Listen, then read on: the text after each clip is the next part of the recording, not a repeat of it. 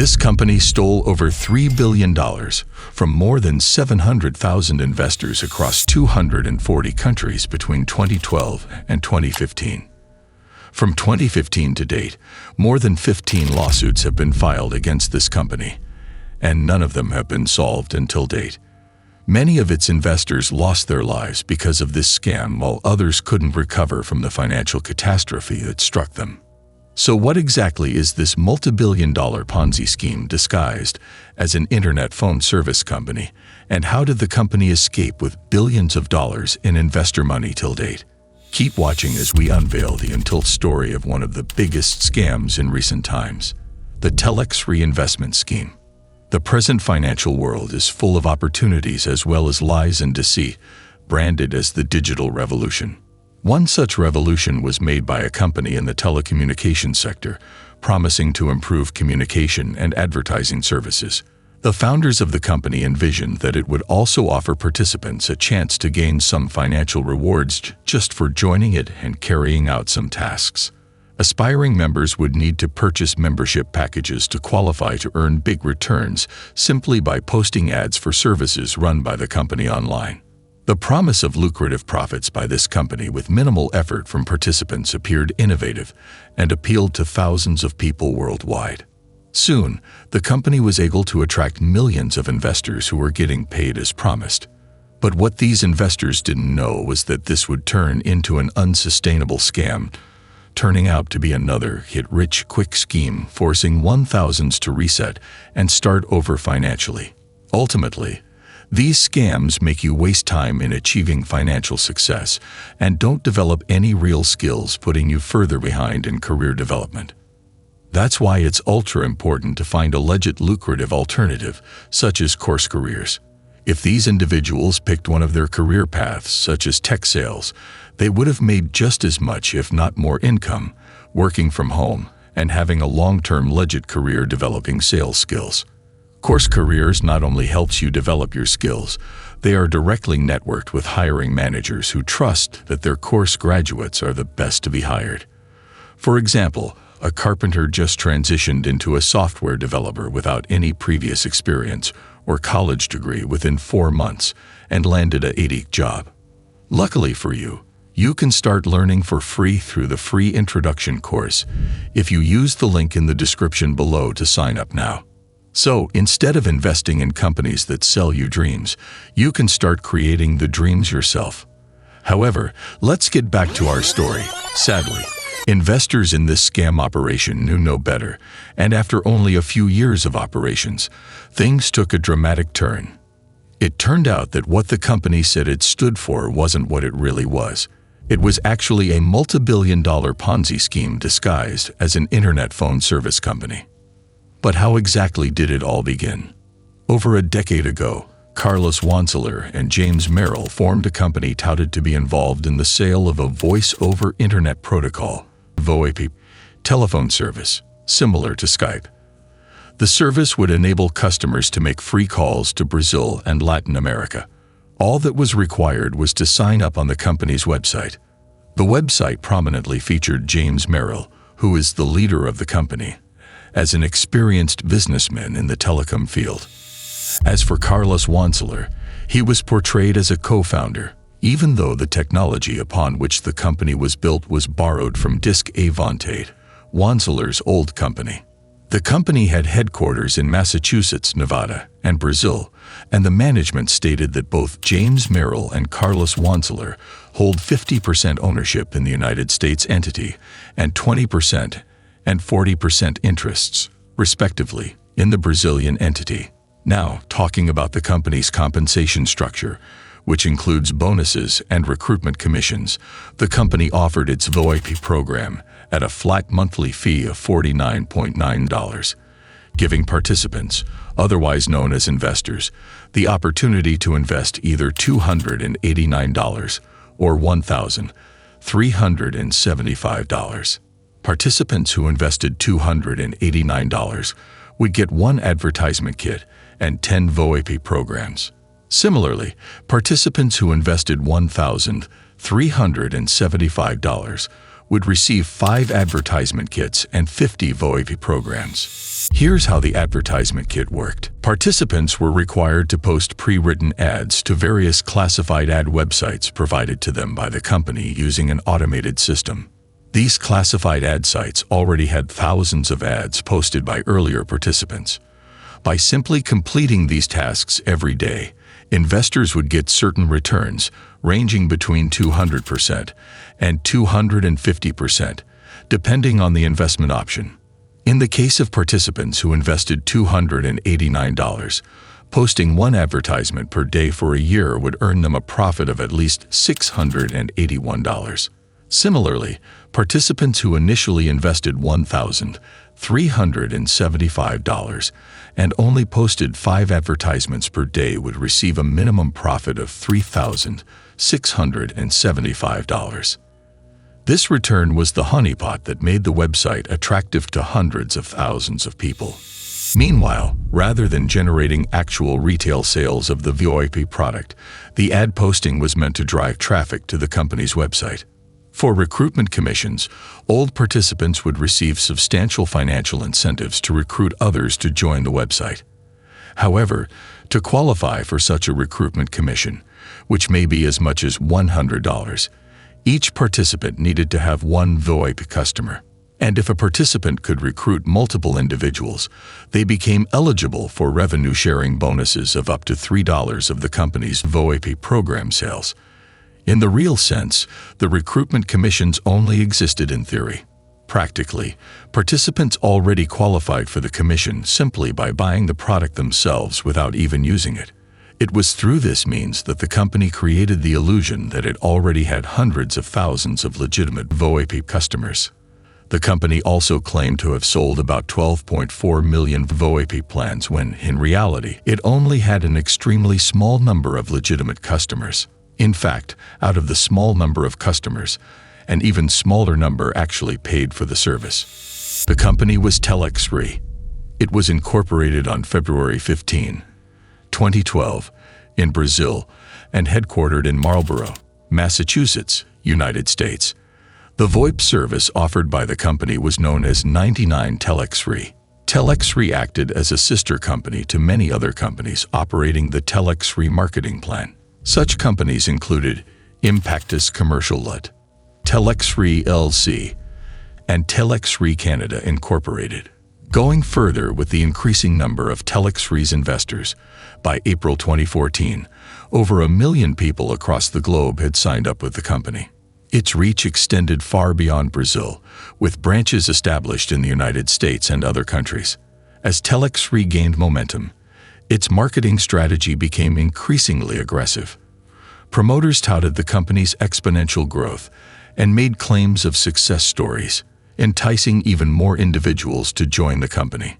In other words, the promise of financial freedom and wealth creation made the company even more appealing to people, many of whom couldn't resist the urge to join as they were introduced to the company by existing participants. In response, there was a surge in membership and investment, such that TelexFree's customer base grew to nearly 2 million. But at a point, the company took some actions that would normally be regarded as red flags. Of course, that's for those who were wise enough to identify those actions for what they really were. For instance, the company allowed certain participants whose integrity had been dented to join it. One such individual it received with open arms was San Rodriguez, a self-proclaimed millionaire. Rodriguez had previously operated a similar multi-level marketing phone card fraud, shuttered by the SEC in 2006. Despite his run-in with the law, TelexFree flaunted him as its top promoter. Normally, his past should have set alarm bells for investors, but sadly, the investors were not suspicious. They continued to live under the illusion that they were in for the right opportunity.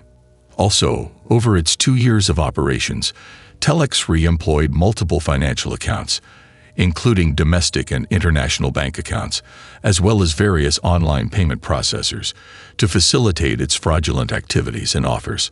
Within a few months, almost all financial institutions terminated their relationship with TelexFree, citing issues bordering on the company's continued bleak financial operations.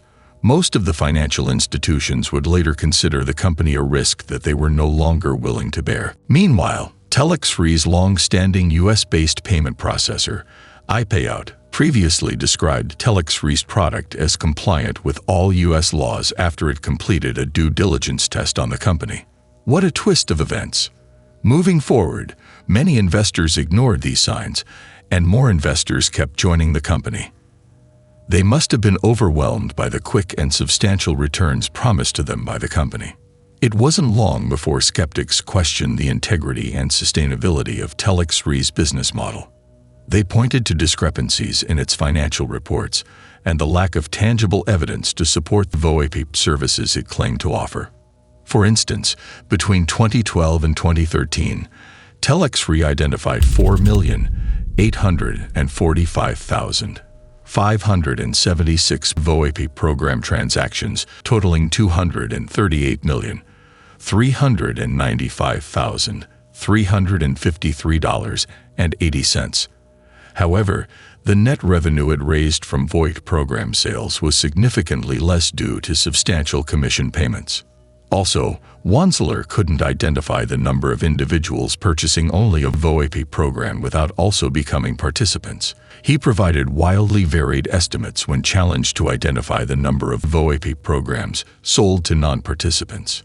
Over the same period, TelexFree had 783,771 investments of either $289 or $1,375. Totaling $880,189,455.32. Assuming each participant invested only $289 and only posted one advertisement per day, TelexFree owed participants a total of $799,446,420. In the same vein, if each participant invested only $1,375 and only posted 5 advertisements a day, TelexFree owes $3,997,232,100 to its participants. Meanwhile, data provided by TelexFree indicated that $1,375 accounted for 88% of transactions through Massachusetts-based participants. Even if only 50% of all participant investments were for $1,375, TelexFree would still owe $2,398,897,200, a number that far exceeds TelexFree's reported total revenues over the same period. Note that this figure of almost $2.4 billion does not even include further bonuses, recruitment commissions, or revenue sharing. Meanwhile, the company's leaders dismissed the claims and even promised greater returns in the future. Even its head of Brazilian operations and Wanzeler's longtime friend, Carlos Costa, kept making YouTube videos in defense of the company. In late 2013, amid the criticisms, Merrill began to take steps to change how the company operated. He did so without informing the unsuspecting public, who continued to get deceived by the company's exponential growth. Funnily enough, this seeming growth validated TelexFree's claims that it was aimed at making its investors enjoy financial prosperity. This claim further reinforced the illusion of success, luring in even more unsuspecting investors. As criticisms against TelexFree grew, many investors began to doubt the company and what it stood for. Now, it's about to get more interesting. In early 2014, regulatory authorities in Brazil and the United States launched investigations into TelexFree's operations. Red flags were raised regarding the legality of its business model, which fueled concerns among investors and regulators alike. The U.S. Securities and Exchange Commission, SEC, began to investigate TelexFree. They filed charges against the company and its leaders for operating what appeared to be an illegal Ponzi and pyramid scheme. As with pyramid schemes, participants make most of their money simply by recruiting new members. The moment there is no longer a supply of new recruits, the schemes collapse. While those at the top of the pyramid make money, those near the bottom continue to hold the bag. The difference between a pyramid or Ponzi scheme and a multilevel marketing company, which TelexFree claimed to be, is that a legitimate multilevel marketing company generates its revenue from the actual sale of a product, while a pyramid or Ponzi scheme does not. The allegations against TelexFree, both in Brazil and the United States, were so damning. Investigations revealed that it defrauded investors of hundreds of millions of dollars through false promises and deceptive marketing practices. On June 13, 2013, TelexFree's Brazilian operations were suspended and the owner's assets were frozen. Reacting to the suspension, TelexFree Brazil stated that its company was prohibited from getting new subscriptions, selling its 99 TelexFree VoIP accounts, and paying commissions, bonuses, and benefits. Similarly, TelexFree promoters protested the suspension. Marcus Franca, one of the top promoters, stated, "We won't go back to the hole like the system wants us to," referring to the labor of weeding grass commonly performed by lower-class Brazilian countrymen. Later on, TelexFree attempted to divert $88 million to other parent companies in Brazil. Despite numerous appeals, numbering 10, the suspension was held. Still, TelexFree Brazil, Impactus Comercialta, denied its involvement in a Ponzi scheme. Rather, it claimed that it was operating under a multi-level marketing structure and commercializing VoIP services. In another attempt to secure a court order to have its assets unfrozen and its operations resumed, TelexFree offered the court its brand as a guarantee of payment. It stated that its company was worth approximately $300 million. The offer was rejected, and the suspension remained. 4 months later, there were allegations of logo plagiarism against the company. It was accused of plagiarizing the logo of the 2010 Badminton World Federation World Championships. After the episode, TelexFree and the logo's designer, Vixme Solucos, announced a rebranding without making any official statement about the case. Apart from the legal action by BWF, TelexFree was also found guilty of lacking a license to provide VoIP services in the country. It was subsequently fined by the Brazilian Telecommunications Regulatory Agency. In another instance, the insurance company Liberty Seguros released a note on its website denying a purported partnership between it and TelexFree. It described the partnership as unfounded and false advertising. A cautionary injunction was issued against the TelexFree by the Acre State Court. Despite the injunction, Director Carlos Costa later released a video stating an alleged contract between TelexFree and insurance company Merrill Seguros. The aim was to create the impression that the company was reliable. Just as you'd expect, Merrill stated that the contract was false. It claimed it only received documents to study an insurance proposal, which ended up not being executed. So TelexFree lied again. After 13 failed attempts to overturn the injunction, shutting down its operations in Brazil, Impactus Comercialta declared bankruptcy on September 20, 2013. The company claimed it needed to pay its investors per a bankruptcy plan presented to the Ministry of Justice. The court guaranteed the maximum pro rata amount would be returned to investors at the right time. In November 2013, TelexFree Brazil made a last attempt to avoid its operations being audited. It managed to arrange mediation with Brazilian legal authorities so it could return to business. Unfortunately, both parties couldn't reach an agreement. Following the stalemate, BDO carried out an audit of TelexFree Brazil's operations. In September 2015, the company was convicted by the Justice of Acre State for operating a pyramid scheme. Likewise, in the United States, an investigation was launched into the operations and activities of TelexFree LLC. It was during the process that the full extent of the damage caused by the company became painfully clear. For instance, it was discovered that Merrill wired himself and 2 co-conspirators a total of $10 million from TelexFree accounts in December 2013. 4 months later, specifically on April 13, 2014, TelexFree Incorporated, and TelexFree Financial Incorporated filed for bankruptcy under Chapter 11 of the United States Bankruptcy Code. The cases were heard in the United States Bankruptcy Court for the District of Massachusetts. At that point, TelexFree owed approximately $6 billion to its participants, while having only $120 million at hand. That's about 2% of what it owed. Approximately 1,855,000 participants worldwide lost money in the scheme, with total losses of about $3,045 million. Overall, these victims came primarily from the United States, all 50 states, Brazil, China, Portugal, Peru, other Central and South American nations, Italy, and Russia, with smaller victim populations in dozens of other countries.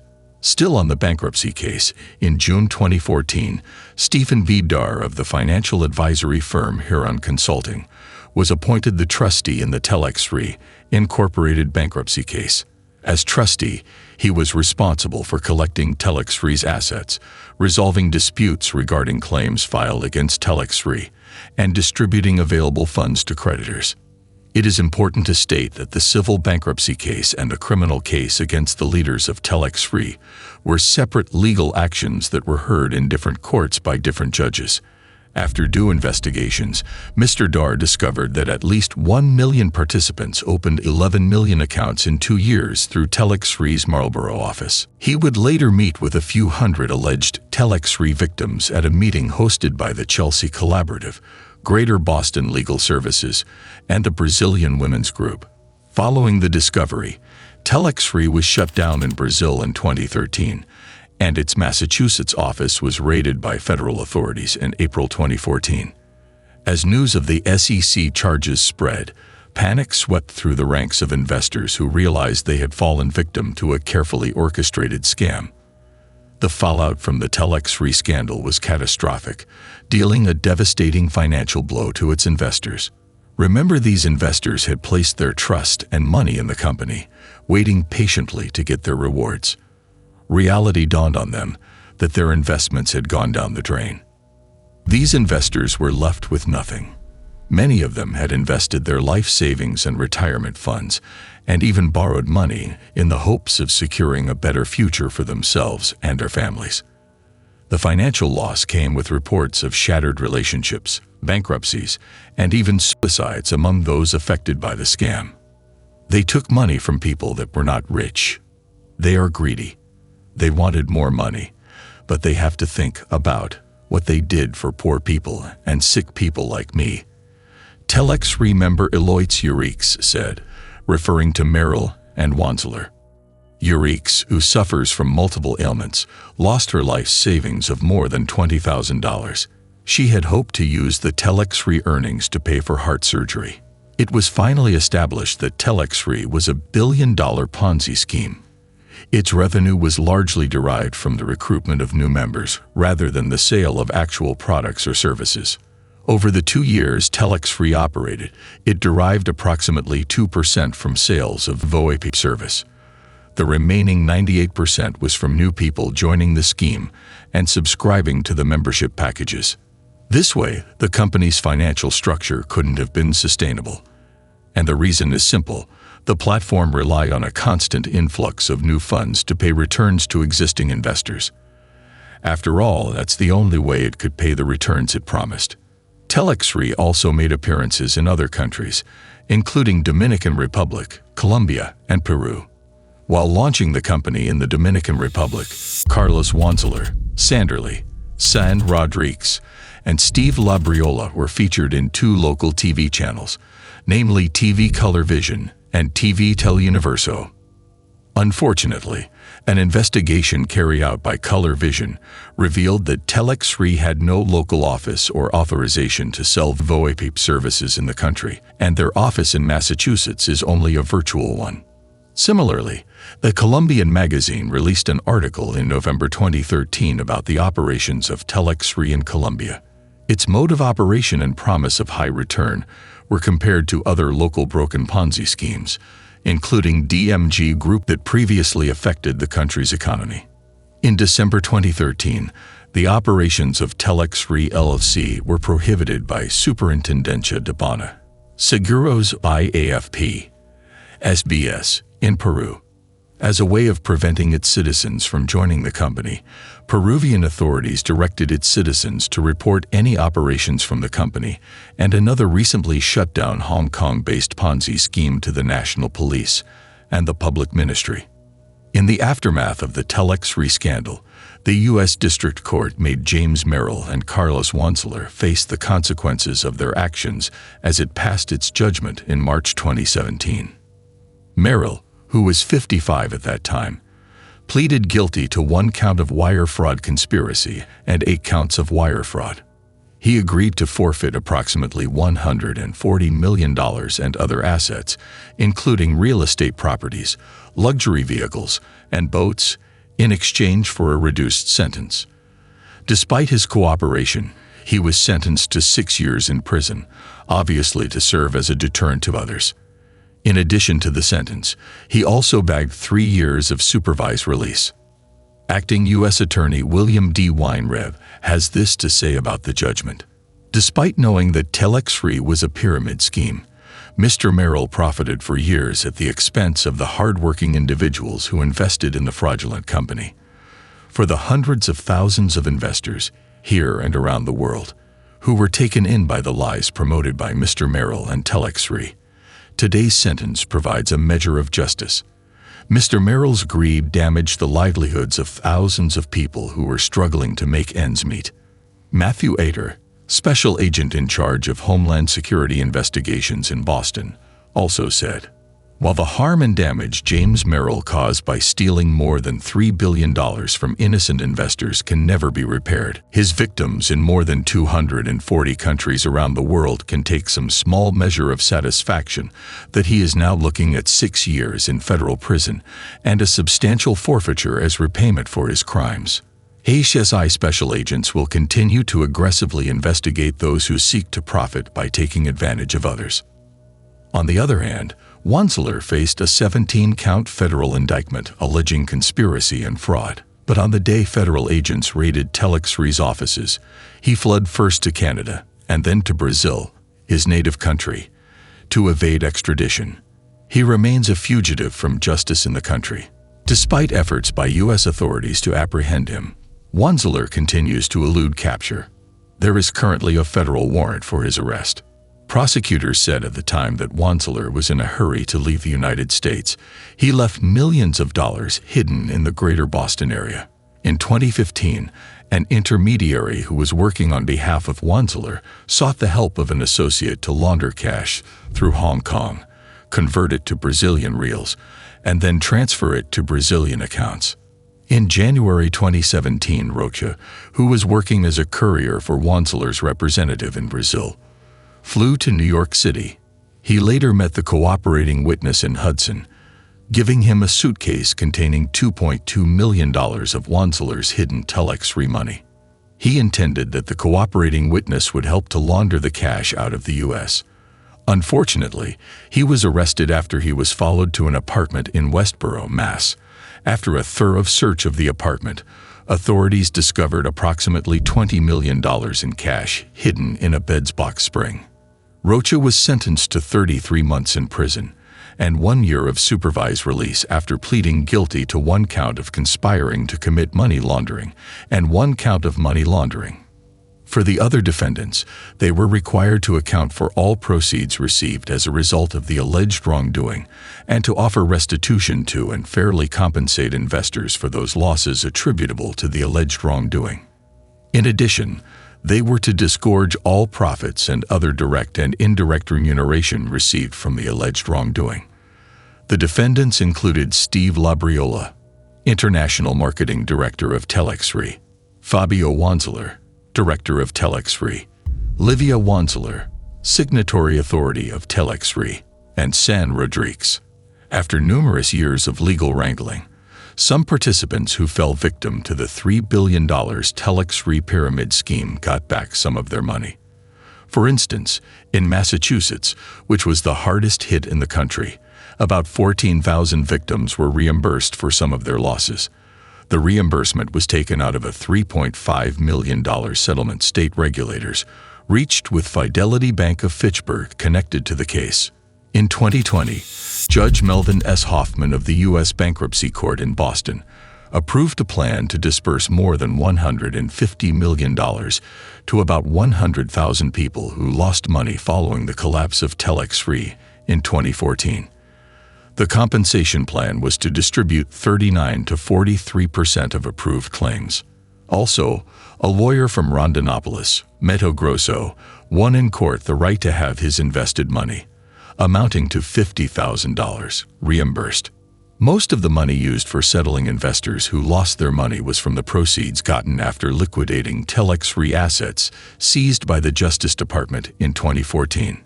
Finally, the concept of working from home, coupled with the financial freedom and flexibility that come with being one's own boss, can be alluring. Scammers understand how tempting it can be and therefore leverage it to perpetrate various crimes, such as the TelexFree scam. Any scheme that requires you to invest before getting the right to sell something is most likely a scam. Also, if you have to make other people work for you to earn some rewards, you should give it a second thought before going ahead and taking advantage of any investment opportunity. Although the perpetrators of the $1.7 billion TelexFree fraud ended up being punished, the emotional trauma they made their victims go through will remain indelible. And that brings us to the end of the story of the largest fraud of all time, especially when we consider the number of people affected and how the victims spread across various countries. If you found the story interesting, kindly like and share the video. And remember to subscribe for more videos.